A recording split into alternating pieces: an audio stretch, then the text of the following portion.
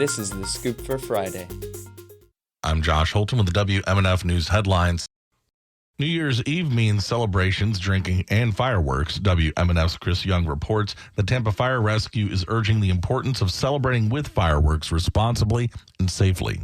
Francisco Rossetti is a fire investigator with the city of Tampa. The most common injuries we see is burn injuries from fireworks, typically in the face, eyes, fingers, and hands. Occasionally, they're more serious burn injuries because the clothing caught on fire. He's seen many injuries and worse during his time with Tampa Fire Rescue. I've had one fire death since I've been doing investigations as a result of a firework discharged into somebody's chest. Rossetti says viewing public firework displays are the safest way to celebrate, but if you got to do your own fireworks, try to stay away from roadways or try to stay away from structures like homes, sheds in the backyard. Have a competent, what we call competent adult do the igniting of the fireworks. So that would mean somebody that's not been drinking. Don't let the minor children light or play with the fireworks because they can explode in their hands. He encourages people not to shoot guns into the air and consider alternatives to sparklers. For WMNF News, I'm Chris Young in Tampa. A Senate Republican yesterday proposed scaling back a law that imposes a 3-day waiting period on gun purchases in Florida. Republican Senator Jonathan Martin of Fort Myers filed a bill, Senate Bill 1124, that would eliminate the waiting period on purchases of rifles and shotguns, leaving it only on purchases of handguns. The bill is filed for consideration during the legislative session that will start January 9th.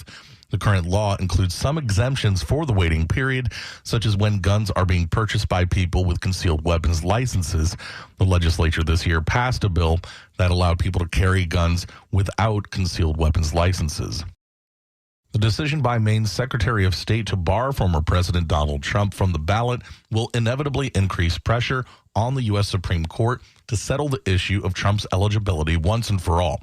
Shenna Bellows' decision yesterday cited the same Civil War-era constitutional provision that Colorado's Supreme Court used to toss Trump from the ballot in that state earlier this month.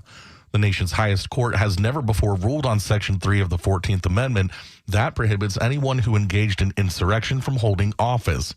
Bellows' ruling cannot be appealed straight to the U.S. Supreme Court. It has to be appealed up the judicial chain first, starting with a trial court in Maine. The Maine decision does force the high court's hand. However, it is already highly likely the justices would hear the Colorado case, but Maine removes any doubt. And until the high court rules, any state could adopt its own standard on whether Trump or anyone else can be on the ballot. Israel's widening campaign against Hamas is now focused on the urban refugee camps of Barej, Nuseirat, and Maghazi in central Gaza. The war has already killed over 21,500 Palestinians and sparked a humanitarian crisis that has left a quarter of Gaza's population starving. Karen Chamas has details. Tens of thousands of Palestinians have streamed into a southern Gaza town as Israel expands its offensive in the center, where hospital officials said dozens were killed Friday. Israel told residents of central Gaza to head south, but even as the displaced have poured in, the southern town of Rafah has not been spared. A strike Thursday evening destroyed a residential building, killing well over a dozen people. By the site of the strike in Rafah, mourners gathered around an opened body bag, waiting for their turn to kiss the face of a loved one killed from the attack, as the sound of Israeli jets hovered above. At the nearby hospital, residents rushed in a baby whose face was flecked with dust and who wailed as doctors tore open a Mickey Mouse onesie to check for injuries. Displaced resident Omar Kanan, who fled from Khan Yunis, also in the south, told the AP, "They're liars. They ask you to evacuate and send you to an area, and after many families gather there, they hit you. They're not hitting 2 persons. They hit 20 and 30 people." Israel blames the high death toll on Hamas, which it accuses of embedding inside the civilian population. I'm Karen Chamas. For the weather, it will be cool and cloudy today in the Tampa Bay area. Highs today around 60.